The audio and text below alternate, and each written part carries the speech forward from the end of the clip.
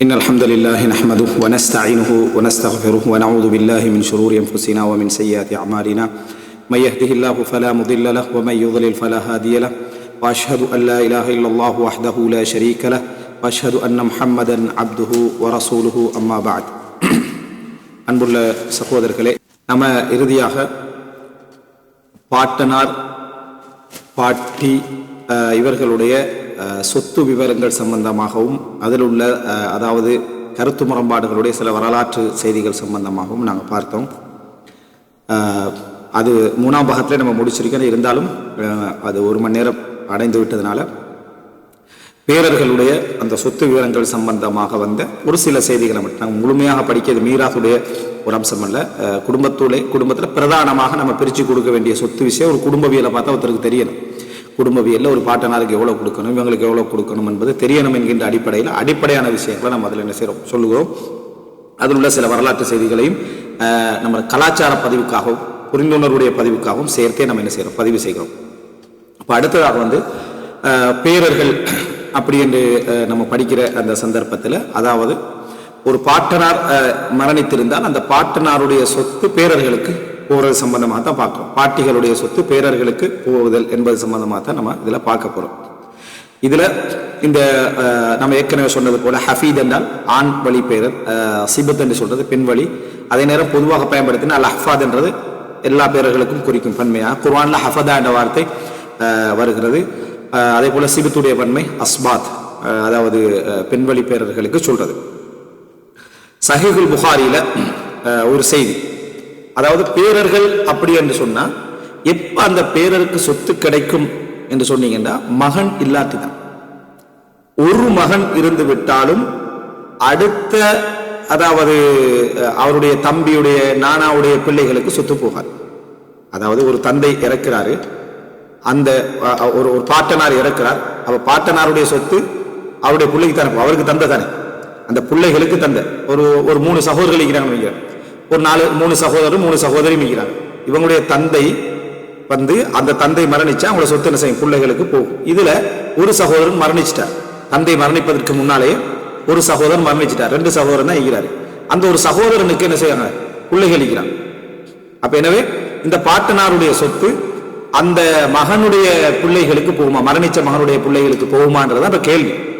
அப்படி அந்த கேள்வி நீங்க எடுத்துக்கிட்டீங்கன்னு சொன்னா, ஒரு மகன் இருந்தாலும் கூட, உயிரோடு அவருடைய நேரடி மகன் ஒருவர் இருந்தாலும் சொத்து பேரர்களுக்கு என்ன செய்யாது போகாது. அப்ப என்ன வாப்ப இருந்தா என்ன சொத்து கிடைச்சிக்கிந்தானே அப்படி என்று சொல்ற வாதம் எல்லாம் அங்க தவறான ஒரு அம்சம். அவர் போகாது. அவர் என்ன செய்யலாம் என்பதை நம்ம பாட்டனாருடைய இதுல பார்த்தோம். 3 குறைவாக வசியத்து பண்ணலாம்.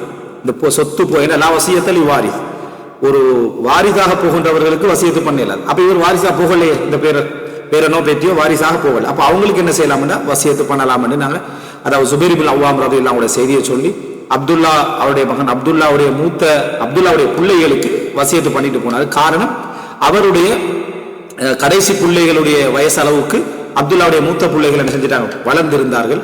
அப்துல்லா குடும்பத்துடைய விஷயங்களை கவனம் செலுத்துறதுனால அப்படி ஒரு வசியத்துன்னு பண்ணிட்டு போனாங்க வருது. அப்ப பேர பிள்ளைகள்ல எல்லாருக்குமே என்ன செய்ய போறதில்லை, சொத்து போறதில்லை. பேர பிள்ளைகளுக்கு சொத்து எப்போ போகும்டா, அந்த மரணிச்சவருக்கு ஒரு மகனுமே இல்லை என்றால் சொத்து போகும். மகள் இருந்தாலும் சொத்து போகும். மகன் இல்லைண்டா சொத்து போகும். மகள் இருந்தாலும் என்ன செய்யும், மகன் தான் தடுப்பார். அதனாலதான் மகன் இருந்தால் அப்படின்றது சரியா. மகள் தடுக்க மாட்டான், மகள் என்ன செய்ய மாட்டான், தடுக்க மாட்டான். இப்ப இந்த இடத்துல பல மசாலாக்கள் உருவாகும். இது எங்களுக்கு அசல். பேரருக்கு எப்ப சொத்து கிடைக்கும் என்றது அசல். ஒரு மகன் இருந்தால் சொத்து போகாது. ஒரே ஒரு மகன் இருந்தாலும் 10 மகன்கள் மரணித்திருந்தாலும் சரி, ஒரே ஒரு மகன் இருக்கிறார் அவர்கள், 10 மகன்கள் மரணித்திருந்தாலும் சரி அவங்களோட பிள்ளைகளுக்கு சொத்து போகாது. வாழ்ந்து கொண்டு இருக்கக்கூடிய ஒரு மகனுக்கு தான் சொத்து போகும். உதாரணமா ஒரு மகளும் ஒரு மகனும் இருக்கிறாங்க, 10 மகன்கள் மரணம், மௌத்தாயினவருக்கு ஒரு மகனும் ஒரு மகளும் இருக்கிறாங்க. 10 மகன்கள் மரணமாக இருந்தாலும் சொத்து எப்படி போகும்னா, மகளுக்கு 1 மடங்கு, அந்த அதாவது மகளுக்கு கிடைப்பதில் 2 மடங்கு அங்க போகும். 3 பகுதியாக பிரிஞ்சு 1 2 செஞ்சிடும் பிரிஞ்சிடும். அவங்க மனைவி இருந்தா, அதை தாய் இருந்தா, அந்த பிள்ளைகளுக்கு தாய் இருந்தா அவங்களுக்கு அப்புறம் 8 ஒன்று போகும். தாய்க்கு அந்த என்னது 6 ஒன்று போகும். அதாவது மௌத்தாயினருடைய தாய்க்கு என்ன செய்யும் 6 ஒன்று போகும். அதெல்லாம் அதுக்கு அடுத்த சட்டம்.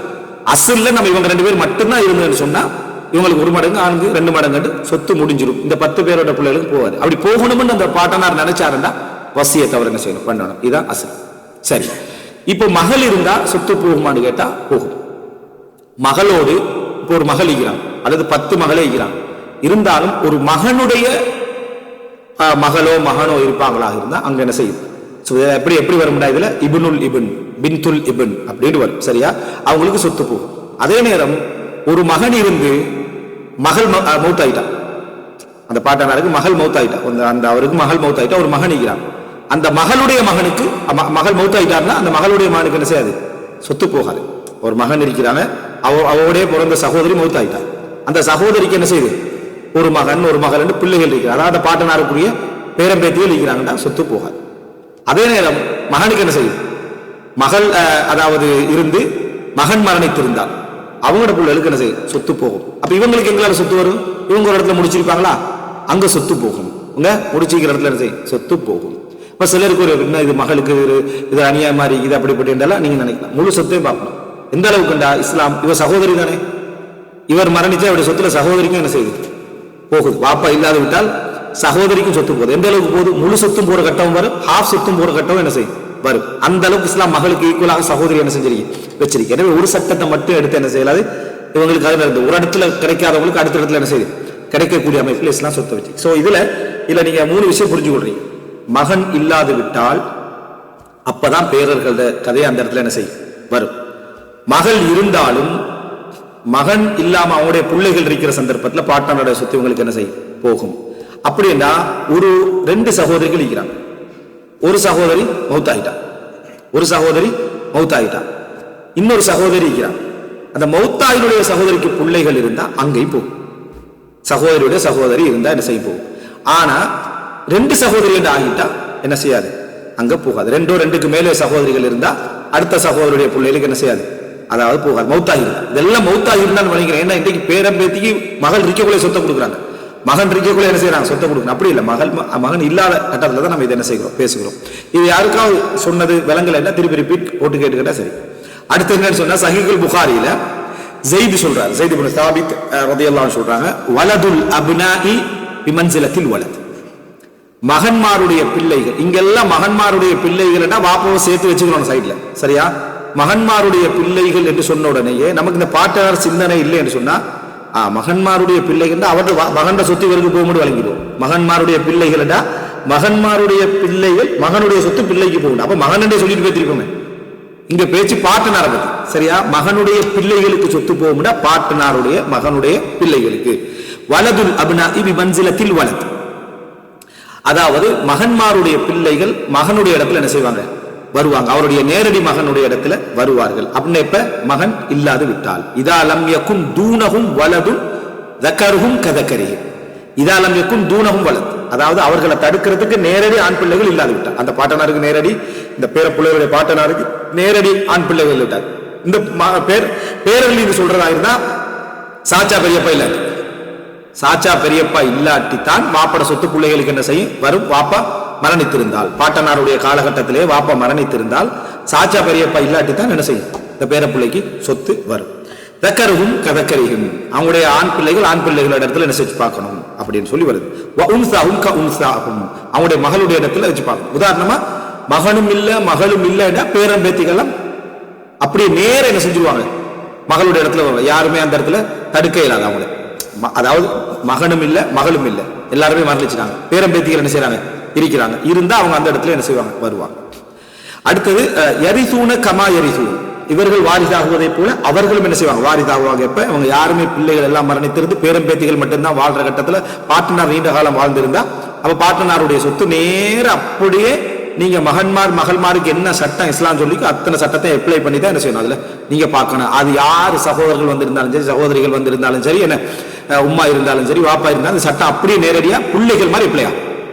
நான் பேசுனது ஒருவர் இருந்து ஒருவர் இல்லாட்டி, மகன் இருந்து மகள் இல்லாட்டி, மகள் இருந்து மகன் இல்லாட்டி, ஒருவர் மரணித்திருந்து அப்படி பேர பிள்ளைகள் இருந்தா இப்படி யாருமே இல்லை, பேர பிள்ளைகள் இருக்கிறாங்க.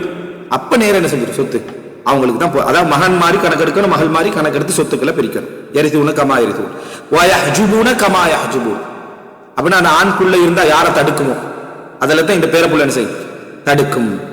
வலா யரிசு வலதுல் இப்னி மஅல் இப்ன், மகனுடைய மகன் இருக்கிற நேரத்தில் வாரிதாக மாட்டார். மகனுடைய மகன் இருக்கிற நேரத்தில் வாரிதாக மாட்டார். இங்க வாப்பாவை சொல்லல. சரியா? மகனுடைய மகன் இருக்கிற நேரத்துல வாரிசு ஆக மாட்டாருண்டா பாட்டனாருக்கு மகன் இருக்கிற நேரத்துல அது யார் மகனா இருந்தாலும் சரி, வெற வாப்பா தான் இல்லையே, வெற வாப்பா இருந்தா இவருக்கே வராது சரியா, வெற வாப்பா இல்லை, ஆனா அவருக்கு வேற மகன்கள் என்ன செய்யறாங்க இருக்கிறாங்க. அது இந்த தாய்க்கு இவருடைய தாய்க்கு பிறந்ததா இருந்தாலும் சரி, வேற தாய்க்கு பிறந்தா சரி, அவருக்குரிய மகன் யாராவது இருந்துட்டு அந்த சொத்தை என்ன செஞ்சிடும், தடுப்பட்டு விடும்ன்றதை நம்ம என்ன செய்யறோம் பார்க்கிறோம். இதை யார் சொல்றாங்க? ஸைத் இப்னு சாபித் ரலியல்லாஹு அன்ஹு அவர்கள் சொல்கிறார் என்பதை பார்க்கிறோம். இப்ப இதை நீங்க புரிஞ்சு கொள்றதுக்கு நிறைய செய்திகளை நம்ம கொண்டு வரலாம். இப்ப எல்லா செய்திகளும் கொண்டு வராம ஒரு சில செய்திகள் மட்டும் இந்த இடத்துல நான் என்ன பதிவு செய்கிறேன். இதுல பாருங்க, சஹீஹுல் புகாரில இது பிரதானமான செய்தி இதுதான். 6736வது இலக்கத்துல வரக்கூடிய செய்தி. ஹுசைல் இப்னு ஷுரஹ்பீல் சொல்றாரு, சுஇல அபு மூசா, அபு மூசா அல் அஷ்அரிக்கு ஒரு கேள்வி வருது. அன் பின்தின் வபினதி இப்னின் வ உக்தி, அன் பின்தின் வபினதி இப்னின் வ உக்தி, அன் பின்த் ஒரு மகள் இருக்கிறாங்க, அன் பின்தின் ஒரு மகளை பத்தி கேள்வி, வபினதி இப்னின் ஒரு மகனுடைய மகள் இருக்கிறாங்க, வ உக்த் ஒரு சகோதரி இருக்கிறாங்க. அப்ப நம்ம என்ன சொல்லணும்? ஒரு ஆள் மௌத்தாகிறார் சரியா, ஒருவர் மௌத்தாகி இருந்து அவருக்கு ஒரு மகள் இருக்கிறாங்க, அப்ப நேரடி மகள் ஒன்று இருக்கிறாங்க. பேரம்பேத்தி சொத்து போகுமா? பேரம்பேத்தி இருந்தா போகும். அவருடைய அந்த நேரடி மகள் இல்ல, அவருக்கு சொத்து போகாது. மற்றபடி வேற சகோதர சகோதரிகள் இருந்தா என்ன செய்யும், போகும். அப்போ ஒரு மகள் இருக்கிறாங்க, மத்த யாரும் இல்லைன்னு நினைச்சுக்கோங்க, ஒரு மகள் இருக்கிறாங்க. வப்னதி இப்ன் அவருக்கு ஒரு மகன் இருந்து மௌத்தாயிட்டார், அந்த பாட்னாருக்கு ஒரு மகன் இருந்து மௌத்தாயிட்டார், அவருடைய ஒரு மகள் என்ன செய்யறாங்க இந்த இடத்துல இருக்கிறாங்க. அப்படின்னா ஒரு பேத்தி, ஆண்வழி பேத்தி என்ன செய்யறாங்க இருக்கிறாங்க, ஒரு நேரடி மகள் என்ன செய்யறாங்க இருக்கிறாங்க. ஒரு நேரடி மகள் வந்து ஆண்வழி பேத்தியை தடுக்க மாட்டான் சரியா, ஒரு மகன் தான் என்ன செய்வா, பெண்வழி பேத்தியை தடுப்பான். அதனால இந்த இடத்துல ஒரு மகனுடைய மகளும் இருக்கிறான். சப்ஜெக்ட் உக்த் ஒரு சகோதரி இருக்கிறான், ஒரு சகோதரி இருக்கிறான். இப்ப குர்ஆன்ல என்ன வருது அப்படின்னு சொன்னால், இந்த சகோதரர் இல்லாம, அதாவது இந்த தந்தை இல்லாத நேரத்தில் ஒரு சட்டம் கொண்டு வரும், தந்தை இல்லாத நேரத்தில் ஒரு சட்டம் கொண்டு வரும். இங்க சகோதரியும் இருக்கிறதால மகளும் இருக்கிறதால சகோதரியும் வாரிசாக மாறுவா. சகோதரியை யார் தடுப்பான்னா ஆண் மகனோ அல்லது தந்தையோ இருந்தா தான், மரணிச்சவருக்கு ஆண் மகனோ ஒரு தந்தையோ இருந்தா தான் சகோதரிக்கு சொத்து போகாது. ஆனா இந்த இடத்துல சகோதரிக்கு என்ன செய்யும், சொத்து போகும். ஏன்னா ஆண் வாரிசும் இல்லை, அதே நேரம் என்ன, அதாவது இந்த தந்தையும் இல்லை.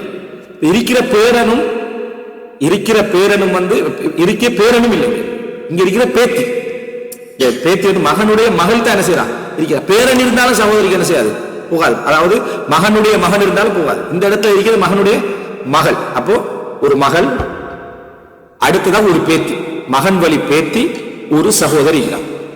அப்ப இவர் தீர்ப்பு சொல்றாரு, அங்க சகோதரிக்கு அரவாசி போகும் சட்டப்படி, மகளுக்கு அரவாசி போகும். என்ற தந்தையும் இல்லை, ஆண் வாரிசுகளும் இல்லை, சகோதரி ஒருவர் தான் இருந்தா குர்ஆன்ல கலாலால அல்லாஹ் தஆலா என்ன சொல்றாண்டா, அவங்களுக்கு ஒன்று கொடுக்கணும், அந்த அரவாசி கொடுக்கணும் அப்படின்னு சொல்றாங்க. அப்ப அபூ மூஸா அல்-அஷ்அரி சொல்றாரு, லில் பின்தின் நிஸ்ஃப் ஒரு மகள் இருந்தா குர்ஆன் என்ன சொல்லுது, அவங்களுக்கு அரவாசை கொடுக்கும். வலில் உக்தி அன் நிஸ்ஃப் சகோதரிக்கு என்ன செஞ்சிருங்க, அரவாசை கொடுத்துருங்க.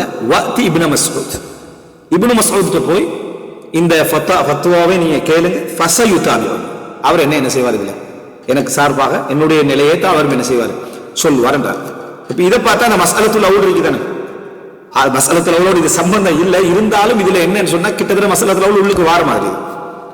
அதாவது அது அந்த அதுக்கு எதிரான ஒரு அந்த தீர்ப்பு, இப்னு அப்பாஸோட மதுஹப் மாதிரி ஒரு தீர்ப்பு. இது வந்து இப்னு அப்பாஸோட மதுஹப் மாதிரி, அதாவது கடைசியால என்ன செஞ்சிடுறது, எடுத்துடுறது. அதை இங்க யாரை விட்டுட்டாங்கன்னு சொன்னா பேத்தியை விட்டுட்டாங்க, மகன் வழி பேத்தியை இதுல விட்டுட்டாங்க. இப்னு மஸ்ஊத் போனே வஅக்பிர பிகௌலி அபீ மூஸா அல்-அஷ்அரி, அப்ப இப்னு மஸ்ஊத் கேட்கப்படுகிறது, அபூ மூஸா அல்-அஷ்அரி இதை சொன்னார்னு சொல்லப்பட்ட கால லக்கத் தலல்து இதம் வமா அன மினல் முஹ்ததி, இந்த ஃபத்வாவை நான் சொன்னேன்னா நான் வழிகட்டு போய்விடுவேன், நான் நேர்வழி பெற்றவர்கள் ஒருவனாக ஆக மாட்டேன். அப்துல்லா இப்னு மஸ்ஊத் நாங்க சொல்லிட்டு சொல்றேன், அக்தி ஃபீஹா பிமா கதர் நபி ஸல்லல்லாஹு அலைஹி வஸல்லம், ரசூலுல்லாஹ் சொன்ன தீர்ப்பை நான் இதிலே என்ன செய்கிறேன் சொல்லுகிறேன். அப்படின்னா ரசூலுல்லாஹ் இதுல ஒரு தீர்ப்பு என்ன செஞ்சுக்கிறாங்க சொல்லிக்கிறாங்க, தீர்ப்பை நான் சொல்லுகிறேன். லில் இப்னதி அன்னிஸ் மகளுக்கு குர்ஆன்ல வந்தது போல அரைவாசி, வலி இப்னதி இப்னிஸ் சுதுஸ் மகனுடைய மகளுக்கு 1/6 தக்மிலத்த சுலுசை, அப்ப 3/2 கம்ப்ளீட் ஆயிரும் பண்றாங்க. இதை ஒரு 6 பங்கா பிரிச்சுங்க, 3 விடுங்களேன், 6 பங்கா பிரிச்சுங்க. 6 பங்கா பிரிச்சா மகளுக்கு அரவாசனை என்ன செஞ்சிடும், 3 அந்த இடத்துல என்ன செஞ்சிடும் போயிடும் மகளுக்கு, அதாவது அன்னிஸ் போயிடும். அடுத்தது வலி இப்னத்தி இப்ன் அஸ்ஸுதுஸ், அதுல மகனுடைய மகளுக்கு 6ல் உண்டு. இப்போ 6ல் உண்டு நீங்க கொடுத்தீங்க, ஏற்கனவே 6ல் 3 பேத்துட்டு, அப்ப அரைவாசி முடிஞ்சு. 6ல் ஒன்று சேர்த்துட்டு 6ல் 4 என்ன செஞ்சுட்டு பேத்துட்டு, 6ல் 4ன்றது 3ல் 2 தானே, 6ல் 4ன்றது 3ல் 2. அதுதான் சொல்ற தக்மிலத்த சுலுசை. இங்க 3ல் 2 அப்ப என்ன செஞ்சுட்டு முடிஞ்சிட்டு. ஏன்னா அல்லாஹ் தஆலா சொல்றான் 2 பேருக்கு மேற்பட்டவர்களாக இருந்தால், 2 பேருக்கு மேற்பட்டவராக இருந்தா அவங்களுக்கு என்ன செய்யணும், சுலுசான் 2 பகுதி கொடுக்கணும் அப்படின்னு குர்ஆன்ல வரும். பண்ணிட்டா 2 மகள் நேரடியாக இருந்தா அல்லது 2க்கு மேற்பட்ட மகள்களாக இருந்தா அவங்களுக்கு சொத்து பங்கு என்ன, 3ல் 2 அவங்களுக்கு போகணும். அவங்க 10 மகளா இருந்தாலும் சரி யாரா இருந்தாலும் போகணும். இப்ப இந்த இடத்துல இப்னு மஸ்ஊத் சொல்றாங்கன்னா இங்க ஒரு மகள் இருப்பதும் மகனுடைய மகள் இருப்பதும் இந்த இடத்துல அவங்களுக்கு 3ல் 2 போகணும். ஆனா சரிசமமா போகலாம். காரணம் இவ நேரடி மகள், இவ மகனுடைய மகள், எப்படியோ 3ல் 2 அவங்களுக்கு கம்ப்ளீட் பண்ணணும்டா இவங்களுக்கு 6ல் 3 கொடுங்க, சரியா? அதாவது 3ல் அந்த அரவாசை கொடுங்க, அடுத்தது இவங்களுக்கு என்ன செய்ய 6ல் 1 கொடுங்க. இப்படி கொடுத்தீங்கன்னா அது 6ல் 4 என்ன செஞ்சிடும், முடிஞ்சிடும். அதாவது 3ல் 2 என்ன செஞ்சிடும், முடிந்து விடும். சொல்லிட்டு வமா பக்கிய ஃபலில் உக்த், எஞ்சியதை சகோதரிக்கு என்ன செய்ய கொடுங்க அப்படின்னு. அதாவது எப்படி பேத்திக்கு கொஞ்சம் பங்கு குறைஞ்சதோ அதே போல சகோதரிக்கும் என்ன செய்யுது ஒரு பங்கு இந்த இடத்துல குறையறத பாக்குறோம். அப்போ உண்மையில இந்த தீர்ப்பு ஒரு அழகான ஒரு தீர்ப்பு. அந்த 3ல் 2 பங்கு அல்ல இதை தெரியணுமாக இருந்தா முதலாவது மகளுக்கு எவ்வளவு கொடுக்கணும் தெரியணும். முதலாவது மகள், ஒரு மகள் இருந்தா அரைவாசி, 2 மகள் இருந்தா 3ல் 2 அல்லது 3ல் 2க்கு மேல கொடுக்கணும் வருது. அப்ப இவர் என்ன செய்யறாருன்னு சொன்னா ஒரு மகள் தான் நினைக்கிறாங்க, அந்த சட்டத்துக்கு மாறப்படாது. அப்ப அரைவாசி கொடுத்தாச்சு. இப்ப மகனுடைய மகள் இருக்கிறாங்க, அப்ப இது கிட்டத்தட்ட மகள் மாதிரி, ஆனா நேரடி மகள் அல்ல.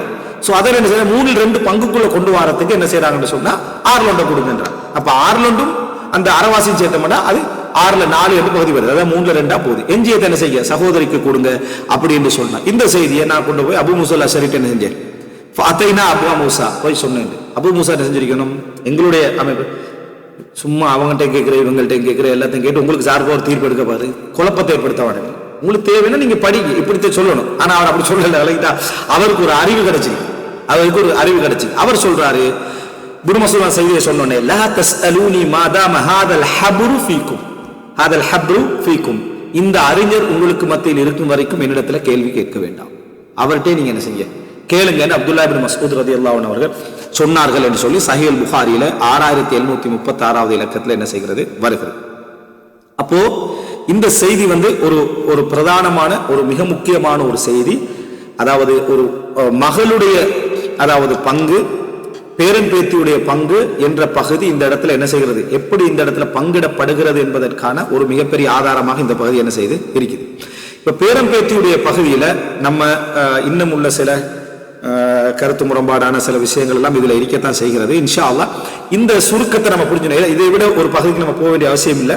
இந்த சுருக்கத்தை புரிஞ்சுக்கணும். குர்ஆன் வசனங்களையும் ஹதீதுகளையும் நம்ம புரிஞ்சுட்டு அது அப்படியே என்ன செய்யும் பேரம் பேத்திகளுக்கு எப்ளை ஆகும் நம்ம புரிஞ்சுட்டோம்டா, இந்த தீர்ப்பை நம்ம புரிஞ்சுட்டோம்டா, நம்ம சொன்ன அந்த சுருக்கம் எப்படி ஒரு மகள், அதாவது மகனுடைய மகளுக்கும் எப்ப சொத்து போகும், எந்த சூழ்நிலையில சொத்து போகும் என்றதை நம்ம புரிஞ்சுட்டோம்னு சொன்னால் இந்த இடத்துல நம்ம தெரிய வேண்டிய ஒரு உபதேசத்தையும் சொல்லி இந்த பகுதியை நம்ம என்ன செய்ய முடியும். அது என்ன அப்படின்னு சொன்னால், இப்ப இந்த கட்டமைப்பை நம்ம ஒரு சிறப்பான முறையில புரிஞ்சு கொள்ளணும் அப்படின்னு சொன்னால் இதுக்கு எங்களுக்கு தெரிவது என்னடா, மார்க்க அறிவு மிக பிரதானம் என்றது எங்களுக்கு என்ன செய்யுது தெரியுது.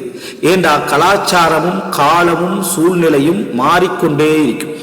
கலாச்சாரமும் காலமும் சூழ்நிலையும் மாறிக்கொண்டே இருக்கும். நம்ம ஒவ்வொரு கலாச்சாரத்துக்கும் உள்வாங்கப்படும். அந்த சமுதாயத்தில் இஸ்லாத்துக்கு எதிராக இருந்தாலும் இஸ்லாத்துக்கு எதிராக இல்லாது விட்டாலும் அவர்களாக உருவாக்கி கொண்டிருக்கக்கூடிய அந்த சிலபஸுக்கு அதை என்ன செஞ்சிடும், இஸ்லாமிய சூழல் பல நேரங்கள் என்ன செய்யலாம், முரண்படலாம். ஏற்கனவே அன்றாட வளமைகள்ல செய்தவைகள் எல்லாம் ஒரு கலாச்சாரமாக மாறி அது எங்களுக்கு என்ன செஞ்சிடும், அது ஒரு இயல்பான ஒரு செய்தியாக எங்களுக்கு சேர்ந்த பின்னால நாங்க மார்க்கத்தை அதுக்கு தோதுவாக என்ன செய்வோம், நாங்க விளங்க பார்ப்போமே தவிர மார்க்கத்துடைய அடிப்படைகளை விட்டு தூரமாறதுக்கான வாய்ப்பு இருக்கின்றது. இந்த சொத்து பங்கீட்டுல கூட நம்ம என்ன செய்யறோம், இந்த இடத்துல நம்ம புரிஞ்சுக்கொள்றோம். இந்த சொத்து பங்கீடுகள்ல கூட நம்ம பல விஷயங்களை என்ன செய்யறோம், புரிந்து கொள்கிறோம். இந்த இடத்துல உண்மையிலேயே இதன் ஊடாக நாங்க சொல்ல வந்த செய்தி, இந்த குடும்பவியல் சம்பந்தமா பேசுறதுல நாங்க சொல்ல வந்த செய்தி சொத்து பிரிப்பதல்ல. சொத்து பிரிக்கிற சட்டத்தை நம்ம தெரிஞ்சுக்கணும். ஆனா அதுல நம்ம சொல்ல வந்த செய்தி, ஒரு பாட்டனாருக்கும் ஒரு பாட்டிக்கும், அதாவது பெற்றவர்களுடைய பெற்றோர்களுக்கும் அவர்களுடைய பேர பிள்ளைகளுக்கு அவருடைய பிள்ளைகளுடைய பிள்ளைகளுக்குமே இடையில உள்ள அந்த இறுக்கமான தொடர்பு, அந்த இறுக்கமான தொடர்பு தான் இதை கடத்தும். அப்ப ஏற்கனவே நம்ம சொல்லிட்டோம், ஒரு நூற்றாண்டு நம்ம எடுத்துக்கணும்னா ஒரு 4 தலைமுறை ஆக குறைஞ்சது, கூடுதல் நிறைய இருக்கலாம். 4 தலைமுறைக்கு 25 வருஷத்துக்கு ஒரு உள்ள பிறக்கும் ஆக இதை எடுத்தோம்னா அப்ப 4 தலைமுறை வந்துடும்.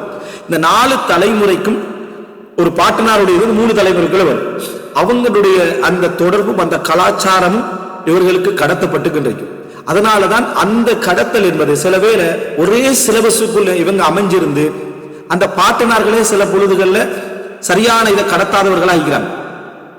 பிள்ளைகளுக்கு அவர்களுடைய முக்கியத்துவத்தை உணர்த்தாதவர்களா இருக்கிறாங்க. காரணம் அவருடைய சிலபஸ்லயே அது தலையில எப்படி இருக்குன்னு சொன்னா, நான் இங்க அப்படி என்ன இது கொடுக்க வேண்டிய அவசியம் இல்லை. நான் ஏற்கனவே நம்ம சொல்லியிருந்தோம், அவங்க தனியான ஒரு படுக்கை அறையில அவங்களுக்குன்னு தனித்துவமாக அதை அவங்க உறங்கணும்.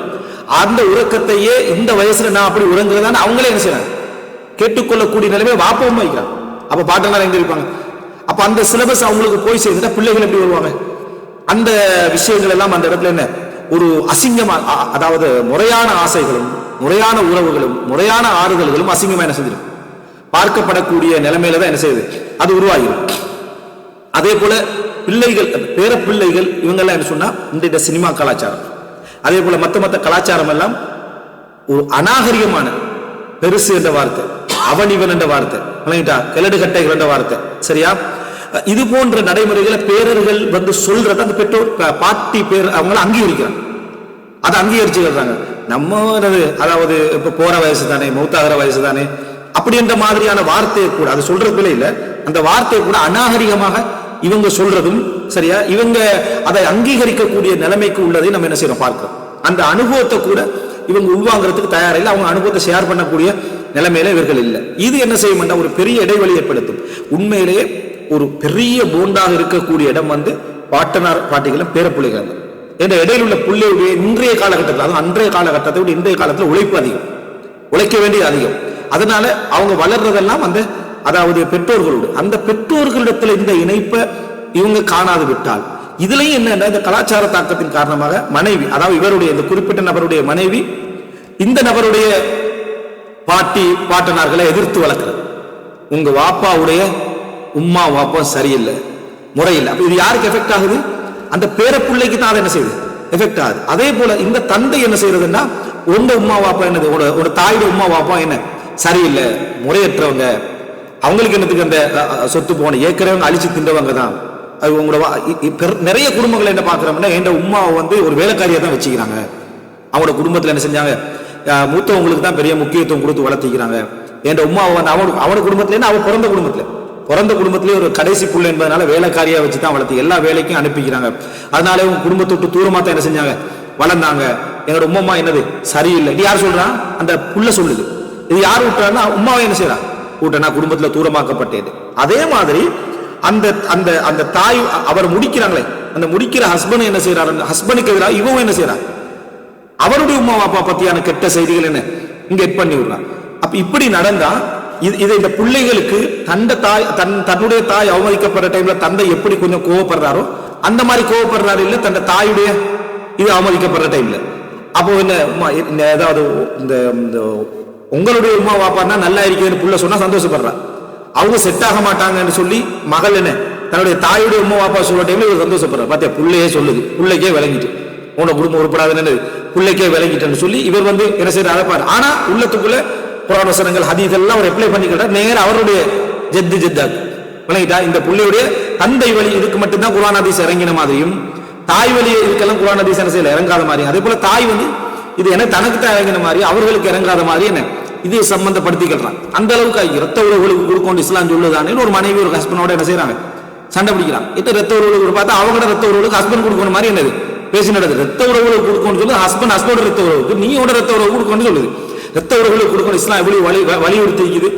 எவ்வளவு நீங்க பயான் கேட்டது இல்லையா, படிச்சது இல்லையா, கேட்டது இல்லையா, வலியுறுத்தி தானே இருக்கு. அப்ப தாங்கன்றது ரத்த உறவு கொடுக்கணும்னு சொல்றது, உண்ட நகையை வித்து நீ கொடுக்கிறது, உண்ட சொத்தை வித்து நீ கொடுக்கிறது, உனக்கு வாரத்தை சேமிச்சு நீ கொடுக்கிறது, ஹஸ்பண்டத்தை வாங்கி கொடுக்கறது இல்ல. கொடுத்தா ஹஸ்பண்ட் நன்மை இருக்கு, ஆனா அந்த வலியுறுத்த நேரம் இப்படி வராது, இந்த அமைப்புல என்ன செய்யாது வராது. அதே மாதிரிதான் என்னது ரத்த உறவு கொடுக்கணும் ஹஸ்பண்ட் போராடுறது பொதுவாக குறைவு. காரணம் என்னன்னு சொன்னா அவன் கையில சொத்து எல்லாம் இருக்குது. ஆனா இவன் கலாச்சாரம் எப்படி போயிட்டா, நான் செலரி எடுத்துட்டு வைஃப் கையில கொடுத்துருவேன் அப்படி அடிமை பரம்பரை விளங்கிட்டா, என்ன செலரி எடுத்து அந்த வைஃப் கையில கொடுத்துருவேன். இந்த அளவுக்கு சில ஹஸ்பண்ட் மாதிரி அதை சந்தோஷப்பட்டு சொல்றாங்கன்னா, என் மனைவி நான் என் தாய்க்கு கொடுக்கலாட்டி அவவே பரிச்செடுத்து செஞ்சு கொடுத்துருவா. நீ ஒரு மகனா, நீ சரி, நீ ஒரு நல்ல மகனா இருந்தா நீ கொடுக்கலாம். உன் வைஃபை பாராட்டுறது உன் உம்மானி அவமானப்படுத்துறதுக்கு சமம், உன் தந்தை அவமானப்படுத்துறதுக்கு சமம். அதே போலதான் உன்னுடைய மனைவி உன்னிட்ட தாய்க்கு கொடுக்கறது உன்னிட்ட எதுவும் கேட்க வேண்டிய விஷயம் இல்லை. உங்களிடத்தில் எந்த ஒன்றையும் கொடுக்க வேண்டிய. இஸ்லாத்துல பொருளாதாரத்தை பொறுத்த வரைக்கும், அவன் சம்பாதிக்கிற பொருளாதாரத்தை பொறுத்த வரைக்கும் அது அவங்களுக்கு தனித்துவமானது. ஹஸ்பண்ட் வெறுக்கிறவங்களுக்கு கொடுக்க கூடாது, ரத்த உறவுக்கு வெளியே. ரத்த உறவுக்கு வெளியே ஹஸ்பண்ட் வெறுக்கக்கூடியவர்கள் இருந்தால் அனுமதி கேட்டுட்டு கொடுக்கணுமே தவிர மற்றபடி அனுமதி கேட்க வேண்டிய அவசியம் உண்டு அங்க இல்லை. நீ அதையும் வச்சுக்கிறாய், அதையும் கொடுக்கறது இல்லை. சரி, ரத்த உறவு வலியுறுத்தி இங்கே என்ன செய்யறது சொல்றது என்றால் அது ஒரு மோசமான ஒரு நடைமுறை என்று நம்ம என்ன செய்யறது, இதுல புரிந்து கொள்ளணும். அப்ப இந்த பிரச்சனைகளால யார் இது பாதிக்கப்படுதுன்னு சொன்னா, இவர்களுடைய தந்தை தாயுடைய சப்ஜெக்ட பேர பிள்ளைகள்ட்ட என்ன செய்யறாங்க, மோசமா சொல்றாங்க. இதுலயும் மிக பாதிக்கப்படுறது கடைசி பிள்ளைகள் இவருடைய. ஏன்னா அந்த பிள்ளைக்கு இப்போ ஒரு குடும்பத்துல மூத்தவராக இருக்கக்கூடிய முதலாவது நபரோ, இரண்டாவது நபரோ, மூணாவது நபரோ உழைச்சிருப்பாங்க. அந்த குடும்பத்துல யாரும் உழைச்சிருப்பா, அல்ல ரெண்டாம் நபர் உழைச்சி முதலாம் நபர் வளர்ந்திருப்பா, எப்படியோ ஒரு தர்த்தீப் நடந்திருக்கும். அந்த முதலாவது திருமணம் முடிக்கிற பிள்ளைகள் அவங்கள பார்த்து பாட்டனாரையும் பார்ப்பாங்க, தந்தையை பார்ப்பாங்க, எல்லாரையும் பார்ப்பாங்க. இந்த கடைசியா பிறக்கிறாரே அவருக்கு இந்த பாட்டனாருடைய விளக்கங்கள் என்ன செய்யாது, இருக்காது. அவர் எப்ப பார்ப்பாரு, வண்டியில் இருக்கவள கஷ்டப்படுற டைம்ல தான் பாரு. அப்போ ஒரு விளையாட்டை என்ன செய்வான் எடுத்துக்கூட. இவரும் வரலாற்றை கடத்துறது இல்லை. ஏன்னா இவர் படிக்கிற வரலாறு எல்லாமே 1000 வருஷத்துக்கு முந்தைய வரலாறு தான். எங்க தோண்டினாரு, எங்க வளர்ந்தாரு, விளையிட்டு அங்க குளம் கட்டினது, அங்க நதி கட்டின, மலை கட்டினது, அப்பாட வரலாறு தெரியா, பெரிய பட வரலாறு, வாப்பட வரலாறு தெரியும். எப்படி பேர பிள்ளைக்கு நல்ல விஷயம் என்ன செய்ய கடத்தப்படும். ஆனா நபிமார்களுடைய கலாச்சார அடிப்படையில் எப்படி நீங்க எதை பின்பற்றுவீங்க என்று கேட்ட உடனேயே எனது உங்களது பாட்டனாரது வழிமுறையை நாங்க என்ன செய்வோம், பின்பற்றுவோம் அப்படின்னு வருது. ரசூலுல்லாஹி அல்லாஹ் தஆலா சொல்ற சந்தர்ப்பத்தில் மார்க்கத்தை மட்டும் சொல்லிக்கிறான், மில்லத்தை இப்ராஹிம் விளங்கிட்டா. அப்போ இப்ராஹிமுடைய வார்த்தை, அப்போ இப்ராஹிம் அலைஹிஸ்ஸலாத்தை தந்தை என்றும் இஸ்மாயில் அலைஹிஸ்ஸலாத்தை தந்தை என்றும் ரசூல் ஸல்லல்லாஹு அலைஹி வஸல்லம் சொல்றாங்க. அல்லாஹ் தஆலா நெருக்கி தார டைம்ல யா பனி ஆதம், ஆதமுடைய பிள்ளைகளே அப்படின்னு சொல்றான். இஸ்ராயேலுடைய மக்களை பத்தி பேசுற யா பனி இஸ்ராயில், இஸ்ராயேலுடைய பிள்ளைகளே என்று அல்லாஹ் தஆலா என்ன செய்யறான், பேசுறான். வேற பேத்திகளை தானே பேசுறான், தூரமான இடத்தை தானே பேசுறான். அப்ப இந்த நடைமுறைகள் வரணும்டா அழகான கலாச்சாரம் இங்க கடத்தப்படணும். ஒரு தந்தையுடைய தாயுடைய கண்டிப்பு நேரத்துல பாட்டனார்களுடைய அரவணைப்பு அந்த இடத்துல என்ன செய்யும், வரணும். இந்த முன்மாதிரி ஒன்று ஒரு குடும்பத்தில் நடந்தால், கூட்டு குடும்பம் நான் ஏற்கனவே பேசிக்கிறோம், சிரமமாக இருந்தாலும் கூட நிறைய முன்மாதிரி இருக்கு. ஆனா இஸ்லாம் இஸ்லாத்துக்கு நெருக்கமானது பாத்தீங்கன்னா மார்க்க சட்டங்களை நடைமுறைப்படுத்துறதுக்கு தனித்துவமான குடும்பம் தான். இன்னைய கலாச்சாரம் சீரழிஞ்சிருக்கிற ஒரு காலகட்டத்தில் தனி குடும்பத்தை இஸ்லாம் என்ன செய்யல, எங்கே கண்டிக்கவும் இல்லை. இன்னும் சொல்ல போனா அவருக்கு தனியான மார்க்கத்தை கடைபிடிக்கிறதுக்கான உரிமையும் ஹக்கும் அங்கதான் இருக்குது. ஆனா ஒரு மார்க்கம் உள்ள ஒரு கூட்டு குடும்பம் கிடைக்குமாக இருந்தா அது மிகச் சிறப்பு. ஆனா அதுக்கு நிறைய பொறுமை என்ன செய்யும் தேவை. ஏன்னா அந்த பொறுமை கண்டு வளர வளர அந்த பிள்ளைக்கான ஒரு முக்கியமான எல்லா விதமான தன்மைகளும் சேர்ந்து என்ன செய்யும், வளரும். ஏன்னா பொதுவா அஹ்லாக் சிலது ஜிபில்லி தானாக இருக்கக்கூடிய, சிலது இக்திசாபி. நீங்க பழக்கத்தால குணங்களை மாத்தலாம். ஆனா போராட்டத்தை அடைஞ்சு மாற்றம் பெறுறது இந்த கூட்டு குடும்பங்களை கண்டா பொறாமைகள், ஒருவருடைய ஏச்சு, ஒருவருடைய இதெல்லாம் சேர்ந்துதான். ஆனா இதை இப்ப என்ன செஞ்சிட்டாங்கன்னா எல்லாத்தையும் விமர்சிக்கிற களத்துக்கு கொண்டு வந்துட்டதுனால மனிதனை பொறுத்த வரைக்கும் உள்ளத்துல எல்லா விஷயங்களுக்குமான அந்த என்ன செய்யும், ஒரு எதிர்ப்பு தன்மை ஒன்று, இது பொருத்தம் இல்லாத செயல், அவைகள் எல்லாமே வெளிப்படுத்துறதுக்கு அனுமதிக்க கூடாது. சிலதை அவன் அடக்கிக்கொள்ளணும். அதான் பயிற்சி. வெளிப்படுத்த விட்டீங்க என்று சொன்னா கருத்து சொல்ற பேர்ல நீங்க பார்க்கலாம் என்னன்னா சர்வ சாதாரணமான கேவலமான விஷயங்கள் எல்லாம் கருத்தா சொல்லிட்டு போறான். அதுக்கு கீழே கொஞ்சம் இதைத்தான் நானும் சொல்ல இருந்தேன் என்றான். வழங்கிட்டா கஷாபஹத் குலூபுஹும், அல்லாஹ் தஆலா சொல்ற மாதிரி உள்ளங்கள் ஒன்று கொண்டு சேமாத்தான் இருக்கு வழிகேட்டில். சரியா? இந்த மாதிரியான வார்த்தைகளை சொல்லக்கூடிய நிலைமை பார்க்கிறோம். அதை என்ன செஞ்சிடறாங்கன்னா கூட்டு குடும்பத்தால் நான் பாதிக்கப்பட்டது எப்படி, மாமியாரால் நான் பாதிக்கப்பட்டது எப்படி, மாமனாரால் பாதிக்கப்பட்டது எப்படி, பேர பிள்ளைகளால் நான் பாதிக்கப்பட்டது எப்படி, பாட்டி பேசுற பாட்டியால பாதிக்கப்பட்டது எப்படின்னு பேர பிள்ளைகள் பேசு. இதை கருத்துக்களமாக கொண்டு வந்து விட்டோம். அவனுக்கு நிகழ்ச்சி இல்லாததுக்காக வேண்டி இதை கொண்டு வந்து கருத்துக்களமாக கொண்டு வந்து விட்ட உடனே இதுல ஏற்கனவே வெளியே பாதிக்கப்பட்ட கொஞ்சம் பேர் இருப்பாங்களே, அதுல ஜோயின் ஆகிக்கிறாங்க. சரியா தான் சொல்றாங்க, அருமையான நிகழ்ச்சி அப்படின்னு என்னது இதையெல்லாம் போட்டு பேச ஆரம்பிச்சிருக்காங்க. விமர்சனம் என்று வச்சுக்கிறா, கணவன் மனைவியோட வாழ இல்லாது, மனைவி கணவனோட வாழ இல்லாது, விமர்சனங்களை பொறுத்து அல்லது அந்த குறைகளை பொறுத்து போகக்கூடிய ஒரு கலாச்சாரத்தை உண்டாக்குறதா இஸ்லாத்துல நிறைய என்ன செய்யுது இருக்கு. நீங்க இஸ்லாமிய கலாச்சாரத்துடைய கூறுகளை நீங்க பாத்தீங்கன்னா பாட்டனாருடைய குறையை கொண்டு போய் சொல்றது இஸ்லாம் என்ன செய்யல, விரும்பல. அதே போல உரிமைகளை பேசுறதுக்கு அதோட பகுதிகளுக்கு கடைசியா வரும். என்ன உரிமைகளை பேச உன்னோட ஹக்க எடுக்கலாம், நீ அதெல்லாம் செய்யலாம், அதெல்லாம் பிழை இல்லை. ஆனா இந்த உறவு முறியறதுக்கான மிக முக்கியமான காரணம் குறைகளை ரீட் பண்றது. அப்ப குறைகள் நீ குறையில்லாம இருக்கிற இல்ல. அப்ப அதை கடத்தாம ஒரு முக்கியமா இந்த கணவன் மனைவி கடத்தாம இருக்கணும். ரெண்டு பக்கத்துக்கும் கடத்தினா இந்த இது என்ன செஞ்சிடும், இல்லாமல் போயிடும். அதே போல பாட்டனார் தான் தந்தை எப்படி முன்மாதிரியோ அதை விட பலமான முன்மாதிரியா இருக்க போது பாட்டன். ஹசன் ஹுசைன் ரலியல்லாஹு அவங்களுக்கு அலி ரலியல்லாஹு அவங்களுடைய முன்மாதிரி ரசூலுல்லாஹ் தான். ஹசன் ஹுசைன் ரலியல்லாஹு அவங்களுக்கு அலி ரலியல்லாஹு விட முன்மாதிரி அவங்க தான். அதே போல உமர் இப்னு கத்தாப் ரலியல்லாஹு அவங்களுடைய பேரர்களுக்கு அப்துல்லா இப்னு உமரை விட முன்மாதிரி உமர் ரலியல்லாஹு அன்ஹு. அபூபக்கர் ரலியல்லாஹு அவங்களுடைய பேரர்களுக்கு அபூபக்கர் அதாவது தன் தந்தைமார்களை விட முன்மாதிரி முகமதை விட அப்துல் ரஹ்மானை விட அப்துல்லாவை விட முன்மாதிரி யாரு? அபூபக்கர். அப்ப அந்த பாட்டனாருடைய சிறப்பு. ரசூலுல்லாஹ்களுக்கு யார் முன்மாதிரி? இப்ராஹிம் அலைஹிஸ்ஸலாம் முன்மாதிரி. அப்ப கடந்த கால முன்மாதிரிகள் பேர பிள்ளைகளுக்கு கடத்துன்ற பலமானது. ஏண்டா ஒரு தந்தையை பார்த்து வளரக்கூடிய மகன் சில நேரத்தில் அந்த தந்தையுடைய பலகீனங்களை கண்டு வளருவான். ஏன்னா அந்த தந்தை இளம் வயசுல இருப்பாரு, 18 வயசுல முடிச்சிருப்பாரு, 16 வயசுல முடிச்சிருப்பாரு, அல்லது 20 வயசுல முடிச்சிருப்பாரு. இப்ப என்னது கலாச்சாரம் அனாச்சாரம் போது 30 வயசுல முடிச்சிருப்பாரு வச்சுக்கோமே, 30 வயசுல முடிச்சிருப்பாரு. எப்படி அந்த புள்ள என்ன செய்யும்? அதை சேர்த்து தான் என்ன செய்யும்? காணும் வாப்படைய சப்ஜெக்ட் இதுதான் சரியா, வாப்பட குறைவு. ஆனா பாட்டனர் ஒரு நிறைவு அடைஞ்சிருப்பார். அவர் குறைகளை தீர்த்து 5 நேரம் பள்ளிக்கு போகக்கூடியவராக, ஜமாத்துல முன்பின் சுண்ணத் தொழக்கூடியவராக, அதுக்கார்கள் ஈடுபடக்கூடியவராக, குர்ஆன் ஓதக்கூடிய பேரப்பிள்ளையை கொண்டு போய் நின்று பள்ளியில் இருந்து இப்படி கண்டு வளர்ந்த உடனேயே அபூபக்கர் சொன்ன மாதிரி என்னது, ஷபீஹம் பின் நபி லா ஷபீஹம் பி அலி, அலியை போல இல்ல நபியை போல என்று சொல்லி அபூபக்கர் ரலியல்லாஹு அன்ஹு ஹசன் ஹுசைனுக்கு சொன்ன மாதிரி அக்கீகா கொடுத்தது யாருன்னு கேட்டா அவர் தான், ரசூல் ஸல்லல்லாஹு அலைஹி வஸல்லம். அப்ப இப்படியான அமைப்புல இந்த வழிமுறை என்றது எப்ப ஏற்படும்? இதுதான் ஏற்படும். அப்ப நாம எப்ப பாட்டன் பாட்டிய ஒரு மோசமான ஒரு கலாச்சாரத்துல காட்டி அதாவது மோசமானவர்கள் இருக்கிறாங்களான்னு கேட்டா எல்லாத்தையும் இப்ப இந்த எல்லா ஸ்பீச்சுக்கும் விளங்காம எல்லாம் போய் நீங்க எங்க வீட்டு பாட்டன் பாட்டியை வந்து பாருங்க, அப்ப முன்மாதிரியை நீங்க சொல்ல மாட்டீங்கன்னு சொல்லி பயான் உங்க வீட்டு பாட்டன் பாட்டிகள் எல்லாருக்கும் தான் விதிவிலக்கா ஒரு 25 வீதம் எல்லா இடத்துல இருப்பாங்க. மாற்றமான தாய் தந்தை இருக்கல, புள்ளி கனையாஞ்சர தாய் தந்தை இருக்கல இருக்குது. அப்ப அவங்களுடைய ஹுக்கூக்கள் அவங்களுடைய கடமைகள் நாங்க பேசத்தான் செய்வோம். ஆனா 75% நீங்க எடுத்து பாத்தீங்கன்னா அந்த பாட்டன் பாட்டிலிருந்து கடத்தப்படக்கூடிய, நீங்களே யோசிங்க, நம்ம அதாவது ஒரு 50-60 வயசு அடையிற டைம் நமக்கு பேரப்புள்ளை இருந்தா நமது மகன்மார்களை விட நம்ம பேரப்புள்ளைகளை தாக்கம் செலுத்தக்கூடியவர்களா இருப்போம்னு நம்பிக்கை நமக்கு இருக்குதா இல்லையா? எங்களே நினைச்சு பாருங்க. அப்ப நாங்க நல்ல சூழல் இருக்கக்கூடிய ஒவ்வொருவரும் நினைச்சு பாருங்க, நாம எமது பிள்ளைகளுக்கு எமது பிள்ளைகளுடைய பிள்ளைகளுக்கு நிச்சயமா பெரும் ஒரு தாக்கமுடன் நம்ம செலுத்துவோம். அந்த பிள்ளைக்கு இன்னதான் பேர் வைக்கணும், இப்படித்தான் வளரணும், இப்படித்தான் வளர்க்கணும் என்ற சிந்தனை நம்ம இருக்கு. அப்படின்னா பாட்டன் பாட்டியுடைய தாக்கம் என்றது எவ்வளவு பெரிய தாக்கம் இது. அப்போ இந்த அடிப்படையில் நீங்க நினைச்சு பார்த்தீங்க, முதல் இன்னொரு கலாச்சார தாக்கம் எல்லா இடத்துலயும் இது காரணம் பாட்டன் பாட்டி ஆகிறதே 60 தாண்டிட்டாங்க சரியா. அடுத்தது அந்த பாட்டன் பாட்டி ஆகிறதுக்கு இவன் 30ல கல்யாணம் முடிச்சு உடனே புள்ள பெற்றுக்கிறான் இல்ல, என்டர்டைன்மெண்ட் என்ஜாய்மெண்ட் பண்ணணும், வாழ்க்கை ஃபன் ஆகிக்கணும்னு சொல்லி ஒரு 5 வருஷத்துக்கு சுத்துறாங்க. சுத்திட்டு ஒரு புள்ள போதும்ன்ற. அப்ப பாட்டன் பாட்டிக்கு அங்க வேலையே என்ன இல்ல, அவர் மௌத்தார டைம்ல புள்ளைய என்ன செய்யறான், பெத்தெடுக்கலாம். அப்ப கலாச்சாரம் எவ்வளவு பெரிய ஒரு தாக்கத்தை ஏற்படுத்து. இவ தனிச்சு போய் தனிச்சே வைத்துறான்.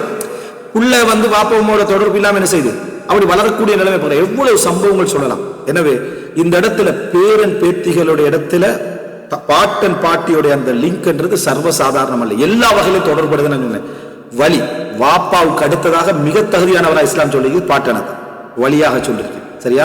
அதுக்கு பின்னால உங்க பிள்ளை அந்த தாயுடைய பிள்ளை என்ன செய்வது, அதுக்கு பிறகு சகோதரர்கள் வராங்க வழியா, அதுக்கு பிறகுதான் அந்த தந்தையுடைய சகோதரர்கள் அந்த மத்த சைடெல்லாம் அங்க என்ன செய்ய போகுது. அப்ப அந்த இடத்துல அதுல சம்பந்தப்படும் சொத்துல தந்தையோட இடத்துக்கு பாட்டனார் வராங்க, அதே போல தாயுடைய தாய் என்ன செய்யறாங்க வராங்க.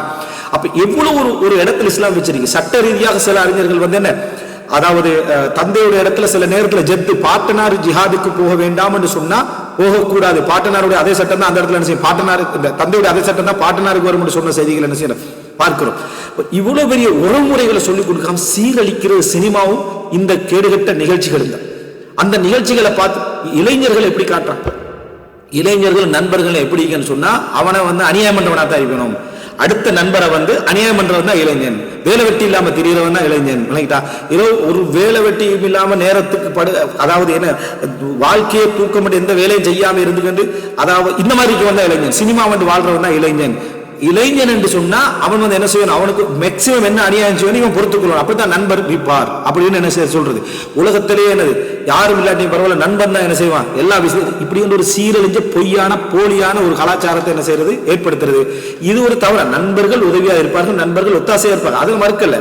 ஆனா குடும்பத்தை விட சிலர் என்ன சொல்றாங்கன்னா உண்மைதான், என் குடும்பம் உதவாத நேரத்தில் என்னுடைய சகோதரர்கள் உதவாத நேரத்தில் எனக்கு உதவியதெல்லாம் யார் என்றால் நண்பர்கள் தான் அப்படின்றான். நண்பன் உதவுவான் என்று சொன்னா பிரச்சனை இல்லை, நண்பன் உதவி இருக்கிறான்டா பிரச்சனை இல்லை. ஆனா எல்லாருடைய குடும்பத்தை விட நண்பன் மட்டும்தான் உதவுவான். உன்னுடைய குடும்பத்துடைய கெட்ட அனுபவத்தை வச்சு பொதுமைப்படுத்த வைக்குதானே அறியாமை. இப்போ இது போன்ற ஒரு நிலைமைகள் வராமல் இருக்கணுமாக இருந்தால் இதுல நம்ம சட்டங்களை முதலாவது ஸ்ட்ராங் பண்ணணும். முதலாவது ஸ்ட்ராங் பண்ணணும் கலாச்சார தாக்கத்தில் சட்டங்களை ஸ்ட்ராங் பண்ணணும். பாட்டனாருடைய ஹுக்கும் என்ன? இப்ப இதெல்லாம் படிச்சுட்டு நடைமுறைப்படுத்தக்கூடியவர்கள் கூட எப்படி நடைமுறைப்படுத்துறாங்கன்னா அவங்களுக்கு ஒரு ஃபேவர் செஞ்ச மாதிரி, அது பாட்டனாருக்கு ஒரு ஃபேவர் செஞ்சுக்கிறோம். மற்ற குடும்பத்தை பாருங்க வாப்பா, நீங்க ஏன் இப்படி சத்தம் போடுறீங்க, நான் உங்களுக்கு எப்படி ஒரு பாட்டனார் அடிப்படையில் எவ்வளவு உரிமை தந்துக்கிற, பிச்சை போட்டிக்கிறமா இல்லையா அந்த மாதிரி இருக்குது.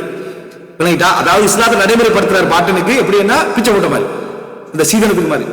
எத்தனை பேர் சீதனம் வாங்கி முடிச்சா சீதனம் இல்லாம முடிச்சுக்கிறேன் தானே அப்படின்னு 20 வருஷமா சொல்லு முடிச்சு எடுத்து வாங்கிட்டு போ சொல்லிட்டா.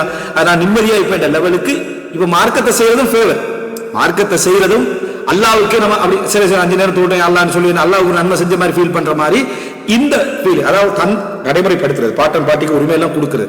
அவ்வளவு சட்டம் போட்ட உடனே அப்ப மற்ற குடும்பங்களை போய் பாருங்களேன், குர்ஆன் ஹதீஸ்க்குள்ள உங்களை நாங்க எந்த இடத்துல வச்சுக்கிறோம், வைக்க வேண்டிய கடமை. அவர் எப்படி இருந்தாலும் சரி, அவர் எப்படி இருந்தா நீ வைக்க வேண்டிய கடமை. அந்த மாதிரி சொல்லி வளர்க்காம அவருக்கு இரக்கம் காட்டுதல் என்ற பெயர்ல என்னது அந்த உறவு செய்யற மாதிரி அப்படி இல்லை. இது மார்க்கம், அது அவருடைய அடிப்படை உரிமை, அதை நம்ம செய்யணும். எந்த இடத்துல நிக்கணும், பேர பிள்ளைகளை அந்த இடத்துக்கு என்ன செய்யணும், கொண்டு வரணும். என் அப்பாவோட செஞ்சுட்டாருன்னா மனைவி உரிமை போடுறான்னு வைங்களேன், பாருங்க கூட வாப்பா இப்படி செஞ்சுக்கிறார், இப்படி செஞ்சு அவர் அப்பா, அந்த புள்ள அவருடைய மகன். அதே போல கணவன் ஒன்று சொல்றாருன்னு சொன்னா மனைவி அந்த உரிமை இருக்கு, அது என்ன அவருடைய அப்பா அவருடைய மகன். ஏதாவது மார்க்கத்துக்கு முரணா செஞ்சா சொல்லும், மற்றபடி அவருக்கு எல்லா உரிமையும் அந்த இடத்துல என்ன செய்யுது இருக்குது. மார்க்கத்துக்கு முரணா போகுது, அல்ல வேற ஒரு படிப்பு போகுது, அல்ல ஒழுக்கம் இல்லாம, அது வேற. மார்க்கத்துக்கு முரணா இதை சுட்டி காட்ட தான் வேணும். அது அல்லாத அம்சத்துல இதுல உரிமை நம்ம என்ன செய்யணும், மிக சிறப்பாக கொடுக்கணும். கொடுத்தா நாம் ஏற்கனவே சொன்னது போல பல பாட்டனாருடைய தாக்கங்கள்ல பேரப்பிள்ளைகளும், பல பேரப்பிள்ளைகளுடைய வழிகாட்டல்ல பாட்டனார்களும் மாறிக்கிறான். மகனை விட ஒரு பேரப்பிள்ளை சொல்லக்குள்ள பாட்டனார் மாறுறதுக்கான வாய்ப்பு அதிகம்.